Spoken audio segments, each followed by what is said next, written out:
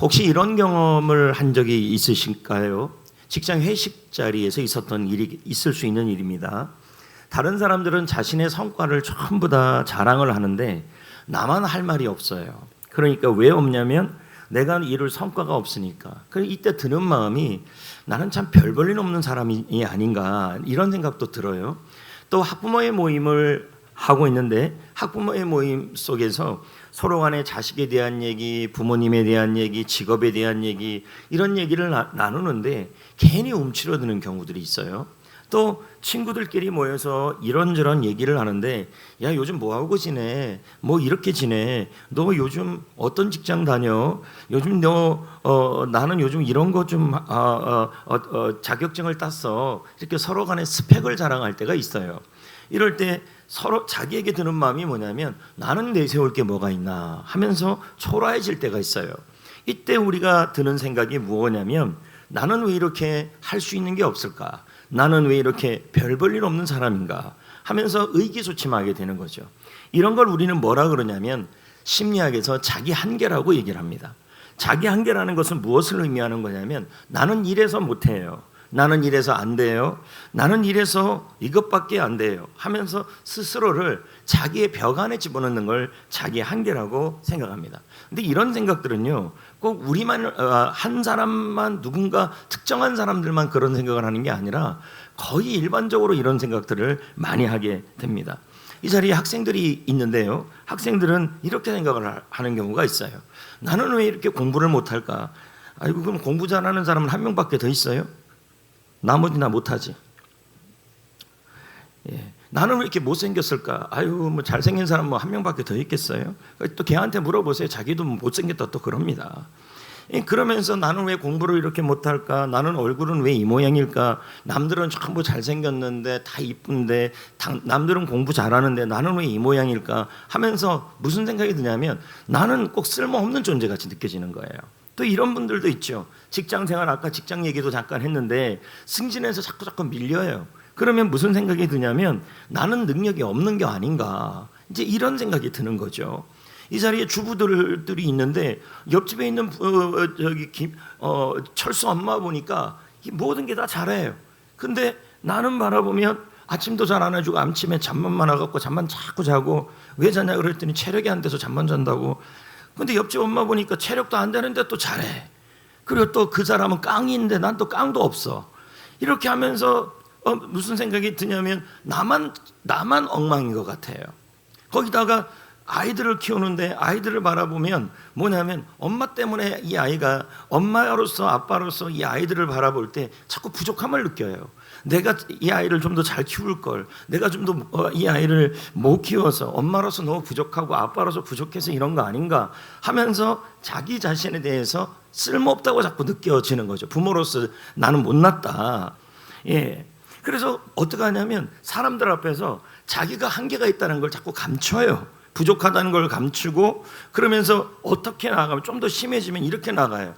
내가 이 모양이니까 내가 이거밖에 안 되니까 그러니까 나는 자녀를 잘 못 키우겠어. 나는 이 모양밖에 안 되니까 나는 그러니까 아무것도 못 하겠어. 교회 일도 못 하겠고 세상 일도 못 하겠고 직장 생활도 그냥 이렇게 버티다가 그냥 은퇴해지 뭐 이제 이런 생각으로 자기를 자꾸 눌러버린다는 거예요.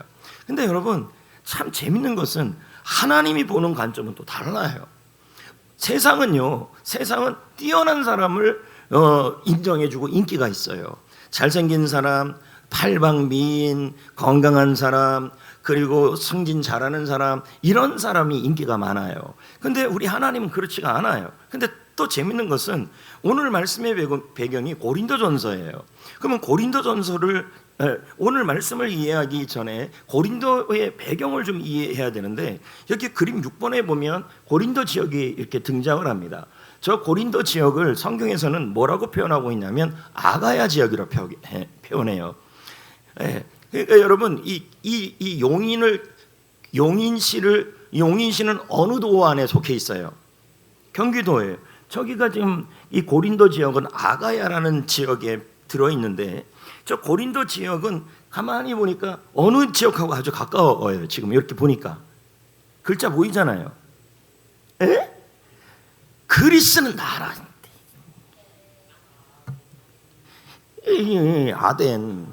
아테네. 그러면 여러분 아테네 하면은 뭐가 유명합니까? 이상한 얘기. 그렇지. 스포츠 유명하겠죠. 그렇죠? 스포츠가 유명하면 올림픽이 열리는 데 아닙니까? 그러면 아테네하고 고린도하고 근처라면 여러분 어떤 사람이 인기가 많을 것 같아요? 운동 잘하는 사람. 지금도 운동 잘하는 사람들이 인기 많죠. 운동 잘하고 건강하고 건장하고 병 없는 사람, 그런 사람이 인기가 많을 거라고요. 고린도에서도 그랬을 거예요. 그리고 이 고린도 지역은 아테네 지역이 저렇게 크듯이 고린도 지역도 당시에는 굉장히 큰 지역이에요. 그런데 여러분, 여기 한번 보는 것처럼 만약에 아덴 근처에 고린도가 있었다면 철학적 영향도 받을까요? 안 받을까요? 받겠죠. 그럼 어떤 사람이 인기가 많을까요? 소크라테스의 제자, 플라톤의 제자, 아리스토텔레스의 제자, 그런 사람들이 인기가 많겠죠. 그렇겠죠. 거기다가 여러분 귀족들이 또 인기가 많겠죠. 그러니까 여러분 당시 고린도 지역 그림을 저렇게 그려놨는데요. 당시 고린도의 문화는 어떤 문화냐면 지혜로운 사람이 존경받고 강한 사람이 뭐하냐면 인기가 많고 귀족 출신의 사람들이 뭐냐면 인정받는 시대가 그 시대가 고린도예요. 그러니까 이런 사람들이 뭐냐면 주로 인정받고 존경받고 인기가 많은 겁니다. 근데 따지고 보면요, 지금 이 시대도 똑같아요. 여러분 지금 이 시대도 잘생긴 사람이 인기가 많아요? 못생긴 사람이 인기가 많아요? 그러니까 똑같은 거예요. 그리고 지금도 운동 잘하는 사람이 좋아요? 운동 못하는 사람이 좋아요? 아이고, 나는 그래서 인기가 없는 거예요. 그리고 여러분 배 나온 사람이 좋아요? 배 들어간 사람이 좋아요? 배 나온 사람이라고요? 아유, 여러분 배 들어간 사람, 식스팩이 좋아요. 그리고 여러분 지금도 어떤 사람이 인기가 좋냐면 좋은 곳에 나오고 좋은 대학에 나오고 학벌이 좋은 사람이 인기가 많아요. 그렇지 않습니까? 그리고 지금도 뭐가 인기가 많습니까? 연봉이 높냐 얼마냐 그런 거 다 따져봐요. 그리고 학생들끼리 엄마 아빠끼리 만나면 뭐합니까? 야, 너 요즘 공부 많이 하지? 이거 물어봐요 안 물어봐요? 공부 열심히 하냐? 너 몇 등 했냐? 아이들한테 그거 신뢰예요. 묻지 말아요 아이들한테. 그걸 대답하려는 아이들은 또 얼마나 힘들겠습니까? 다 1등이 아니잖아요. 그러니까 여러분 지금도 고린도 시대에 하고 유사한 것입니다. 그리고 또 부모님들께 물어보잖아요. 그 집 아이 착실합니까? 그 집 아이 똑바로입니까? 그러면 똑바로냐 안 똑바로, 그 기준이 뭐냐는 거죠. 이 기준들이 다 고린도 지역의 기준하고 지금 기준하고 틀릴 게 없습니다. 이게 교회에도 나타나죠. 교회들끼리 이렇게 물어보면, 야, 그 교회 규모가 얼마나 돼? 시설은 어떻게 돼? 성도는 어떻게 돼? 이게 다 뭐냐면 고린도 지역의 문화와 똑같은 겁니다. 여러분, 교회가 크다고 하나님이 사용하고 교회가 작다고 하나님이 안 사용하고 그러진 않아요. 근데 우리는 그 기준으로 지금 보고 있다는 거예요. 이런 상황에서 이런 사람들이 가득한 고린도와 그리고 이런 사람들이 가득한 고린도 교회, 그리고 고린도 교회 안에 보면 당시 고린도 지역의 인구 구성비를 본다면 여러분 철학자가 10명 중에 몇 명이나 되겠습니까? 여러분 철학자가 많았을까요? 그리고 운동 잘하는 사람이 많았을까요? 그렇죠? 그리고 학벌 좋은 사람이 많았을까요? 그럼 고린도 교회의 대부분의 성도들은 뭘 거예요? 노예가 많았을 것이고, 그리고 병든 자가 많았을 것이고, 아마 70% 80%는요 이런 능력 위주의 사람들은 아니었을 거예요. 이런 사람들에게 지금 하나님께서 바울을 통하여 고린도 교회 성도들에게 편지를 쓰게 한 거예요. 그러면서 바울이 하나님의 감동을 받아서 쓰려고 하는 내용을 쓰려고 했더니 이렇게 말한 거예요. 혹시 사람들이 비웃지 않을까요? 그랬더니 하나님이 대답하시기로 뭐라고 대답하시냐면, 써라. 내가 사용하는 방법, 나의 전략은 고린도 지역의 전략과 세상의 전략과 다르다. 나의 전략은 고린도전서 1장 27, 28절이다. 이렇게 말씀하는 거예요. 자, 볼까요? 1장 27, 28절. 여러분, 저도 신학대학 다닐 때 이 말씀 되게 좋아했어요. 왜냐하면 제가 미련하고, 아멘 하지 마요, 미련하고 약하고 멸시받고 그런 사람이라고 생각을 했기 때문이에요. 근데 제가 이러니까 일반적으로 거의 그렇게 생각한다는 거예요. 근데 하나님이 일하시는 방법을 한번 보자는 거예요. 자, 읽어볼까요? 27, 28절. 그러나 시작. 그러나 하나님께서 세상의 미련한 자들을 택하사 지혜 있는 자들을 부끄럽게 하시고 세상의 약한 자들을 택하사 강한 자들을 부끄럽게 하시며 하나님께서 세상의 천한 것들과 멸시받는 것들과 없는 것들을 택하사 있는 것들을 패하게 하시나니. 이렇게 나오고 있는 거예요. 여러분, 이 설교를 들었던 고린도 교회 성도들의 마음이 얼마나 좋았을까요? 하나님이 택하시는 사람이 어떤 사람이냐 봤더니 미련한 사람, 여러분 약한 사람, 그리고 천한 사람, 멸시받는 사람, 없는 사람을 택하셔서 하나님께서 일하시겠다고 말씀하고 있는 거예요. 너무 은혜가 되는 말씀이 되는 겁니다. 왜요? 당시 문화 입장에서 아니 나같이 스펙도 없고 연봉도 없고 승진도 안 되고 직장도 옳게 없고 병들고 천대받고 없는 나 같은 사람을 하나님은 좋아하실까? 이렇게 생각이 들 거라는 거예요. 그런데 하나님께서 미련한 자, 약한 자, 천한 자, 멸시받는 자, 없는 자를 택하시겠다고 말씀하고 있는 겁니다. 그럼 여러분, 미련한 자라는 사람은 어떤 사람이냐? 말 그대로 학벌이 떨어지는 사람일 수도 있겠죠. 그러나 더 미련한 사람은 어떤 사람이냐면 남들은 다 아는데 나만 모르는 거예요. 그래서 대화를 하다 보면 그것도 몰라. 그럴 때 있어요, 없어요? 여러분, 우리 MZ들하고 있으면 그런 거 알아요, 몰라요? 사실 저러면 BTS가 몇 명인지 모른다고 그것도 몰라요 이러면 안 돼요. 그럼 내가 한번 물어봅시다. 가수 잼이라고 그룹 있었어요. 80, 90년대에. 그 잼 몇 명입니까? 웃는 분들은 다 알죠, 지금요. 그 10명 넘어요. 잼이라고 있었어요, 잼이라고. 잼 아니고 잼. 웃자고 한 얘기죠. 여러분, 그러니까 뭔 대화를 하다 보면 그것도 몰라 무식하게 이러는 말을 들어본 적이 없어요? 여러분, 이런 사람이 바로 미련한 사람입니다. 예. 그리고 또 어떤 사람이 있냐면 약한 사람이라고 나와요. 약한 사람은 어떤 사람이냐면 쉽게 지쳐요. 그리고 뭐냐면 남들은 다 잘 버티는데 나만 자꾸 버티지 못해요. 물론 여러분, 지병이 있어서 그럴 수도 있고 또 뭐냐면 개인적으로 병이 있을 수 있는데 선천적으로 체력이 약한 사람도 있을 수 있어요. 이런 사람들을 뭐라 그러냐면 약한 사람이라는 거예요. 오늘 여러분, 쉽게 잘 지칩니까? 넘어가고, 세 번째, 천한 사람이 나와요. 천한 사람은 뭐냐면 출신이 비천한 걸 말하는 거죠.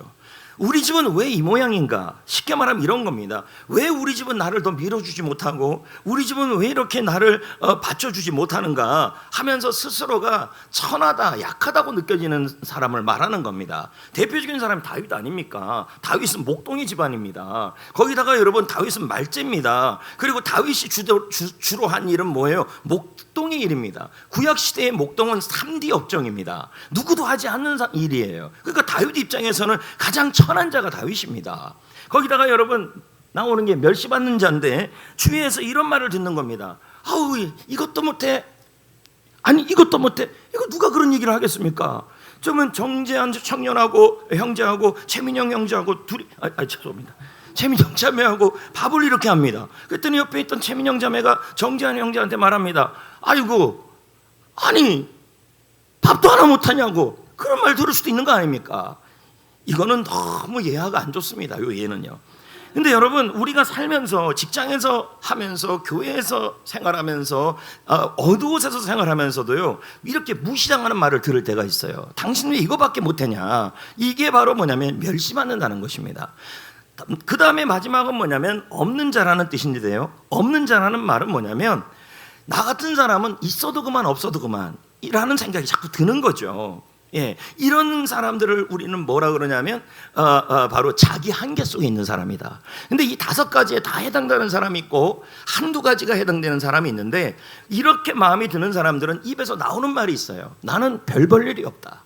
나 같은 사람은 아무도 신경 쓰지 않을 거다. 나는 내 몸뚱아리는 너무 아프니까 짐짝 같다. 차라리 짐덩어리 같다. 나는 사람들에게 부담만 주는 존재다. 이제 이런 생각을 자꾸 한다라는 거예요. 그런데 오늘 말씀해 보니까요, 하나님은 뭐라고 대답하고 있냐면 약한 자를 택하시고 없는 자를 택하시고 연약한 자를 택하시고 멸시받는 자를 택하시고 천한 자를 택하시고 이렇게 말씀하는 겁니다. 더 재밌는 건요, 이 택하다는 단어입니다. 택하다는 단어가 무슨 우연하게 여러분을 택한 게 아니라는 거예요. 나같이 연약한 자, 없는 자, 약한 자, 천한 자, 멸시받은 자, 미련한 자, 하나님이 나를 택하시는 것은 뭐냐면 무슨 실수로 택한 게 아니라 여기 나와 있는 그림처럼 보석감정사가 보여요. 그러면 저 보석감정사가 어떻게 하냐면 수많은 원석들 중에서 다이아몬드 원석을 찾아내는 경우가 있어요. 근데 이 수많은 원석들 중에서, 보석 원석들 중에서 다이아몬드 원석을 골라낼 때 쓰는 단어가 택하다는 단어예요. 그러니까 하나님이 여러분을 택하시는데 미련하고 없고 멸시받고 약하고 천한 우리를 택하시는 것이 무슨 우연히 택한 게 아니고, 그리고 실수로 택한 것이 아니고 뭐예요? 하나님이 콕 집어서 선택하시고 콕 집어서 의도적으로 선택하여 주셨다는 얘기예요. 그래서 그런 여러분들을 택해서 여러분들을 통하여 하나님이 일을 하시겠다는 얘기예요. 이게 바로 이 말씀의 내용입니다. 그러니까 지금 이 자리에서 나는 부모로서 너무 부족해, 그래서 나는 부모로서 너무 부족해서 뭐 하냐면 약해, 이렇게 생각하는 분들, 여러분 그렇게 생각해서 나는 자녀에 대해서 우리 자녀에 대해서 나는 어떠한 해줄 게 없어, 이제 이렇게 해서 자포자기하는 게 아니라 나는 자녀를 위해서 내가 해줄 수 있는 능력이 너무 없어. 그러기 때문에 하나님이 나 같은 자를 선택하셔서 자녀를 키우시는데 하나님이 일하시게 하신다는 얘기예요. 그래서 이런 말이 있어요. 나의 한계의 끝은 끝이 아니라 하나님의 이야기가 시작되는 곳이에요. 나의 한계는 자녀에 대한 한계, 건강에 대한 한계, 물질에 대한 한계, 공부에 대한 한계, 외모에 대한 한계, 물질에 대한 한계는 끝이 아니라 하나님의 이야기가 시작되는 곳이라는 거예요. 이게 바로 오늘 말씀입니다. 근데 이런 것에 대해서 예를 들어주는 한 사람이 더 등장하는데, 그 사람이 닉 부이치치예요. 여기 나와 있는 닉 부이치치를 보면요, 이 사람은요 아까 말한 고린도전서 1장 20절 28절에 나오는 사람이에요. 자, 여러분, 이 사람은요 있는 것보다 없는 게 많은 사람이에요. 사지가 없죠. 네. 그렇다면 여러분은 이분보다 더 나은 거죠. 근데 이 사람은 사지가 없죠. 거기다가 여러분 약하죠. 거기다가 천하죠. 멸시받죠. 그리고 사람들이 이 사람을 향하여 뭐해요? 스스로가 생각하기로도 무슨 생각이 있냐면 나 같은 사람은 없어도 그만이라고, 그런 생각을 태어났을 때부터 얼마나 많이 했다 그럽니까? 그래서 한 3번인가 4번인가를 죽으려고 그랬다고 하지 않습니까? 그런데 여러분, 하나님은 이분을 뭐 하십니까? 택하십니다. 마치 여러분 원석에서 다이아몬드 원석을 찾듯이 이 사람을 선택하시고 이 사람을 택하시고 이 사람을 의도적으로 선택하여 주셔서 뭐 하십니까? 전 세계에서 수많은 사람들에게 희망을 전해주는 사람으로 바꿨습니다. 그러면 이 사람의 이야기는, 이 사람의 한계는 이 사람의 이야기가 아니라, 이 사람의 한계는 끝이 아니라 하나님이 이야기를 만들어낸 겁니다. 그래서 오늘 말씀이 뭡니까? 내 한계는 끝이 아니고 하나님의 이야기의 시작이란 얘기예요. 하나님이 일을 하시겠다는 얘기예요. 지난주 신문에 보니까요, 송명희 시인이 나왔어요. 여러분, 이 송명희 시인은 아마 나이가 지금 한 60이 넘었을 수도 있겠죠. 내성마비 장애인입니다. 그러면 이분이 할 수 있는 것보다 할 수 없는 게 더 많아요.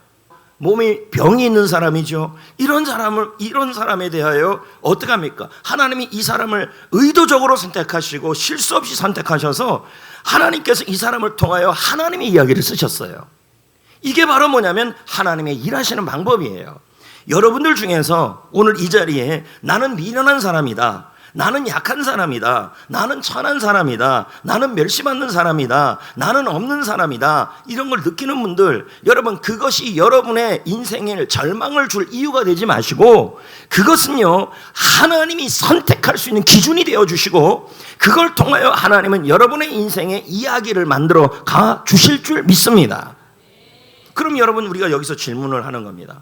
왜 나 같은 미련한 자를 선택하시고 없는 자를 선택하시고 그리고 천한 자, 약한 자를 선택하시냐는 거예요. 그 이유가 뭐냐면 29절에 나옵니다. 자, 아무 육체도 읽어볼까요? 시작. 아무 육체도 하나님 앞에서 자랑하지 못하게 하려 하심이라. 하나님이 없는 자, 연약한 자, 멸시받는 자, 미련한 자, 천한 자를 선택하는 것은 뭐예요?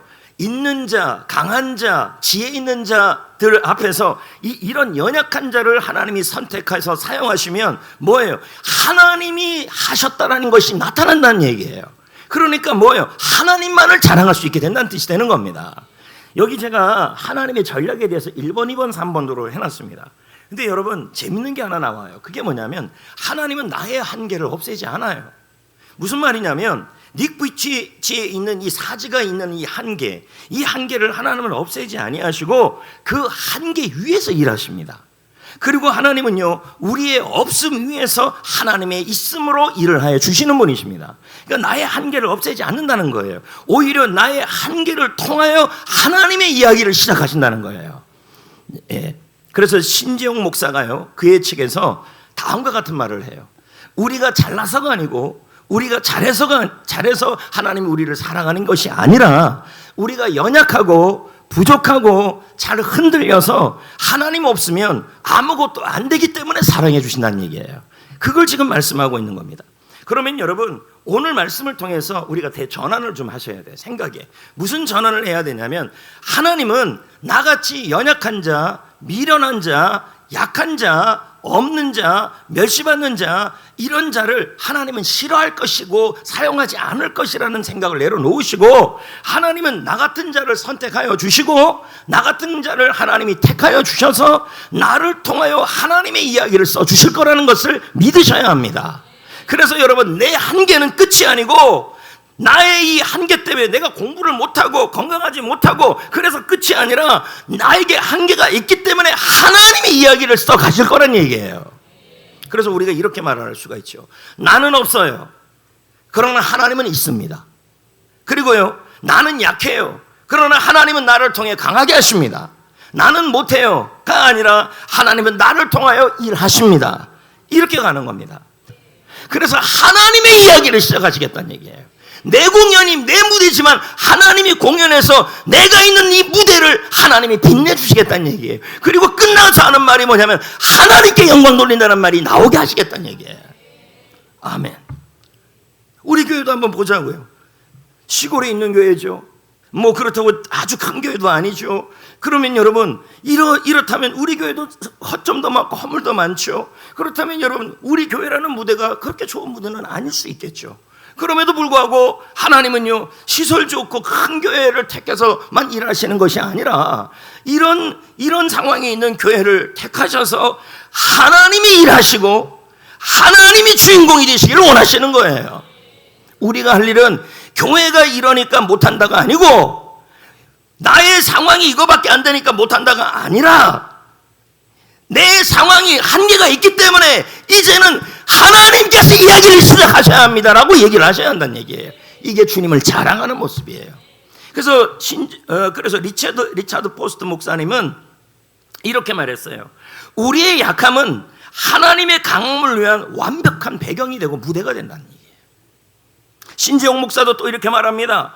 잘함과 잘함으로 꽉 채워 있다면 하나님이 우리 안에 계실 곳이 없다. 강하신 하나님은 연약함 속에 계신다. 그래서 내 연약함은 하나님께 아름답고 사랑스럽다. 이렇게 표현합니다. 내가 연약할수록 더욱히 여기사. 아멘. 여러분 이런 비유도 있지 않습니까? 이거는 성경의 비유입니다. 고린도후서 4장 말씀에 보면요 우리를 질그릇에 비유합니다. 그 질그릇이니까 뭡니까? 너무 연약하죠. 누가 이 질그릇을 쓰겠습니까?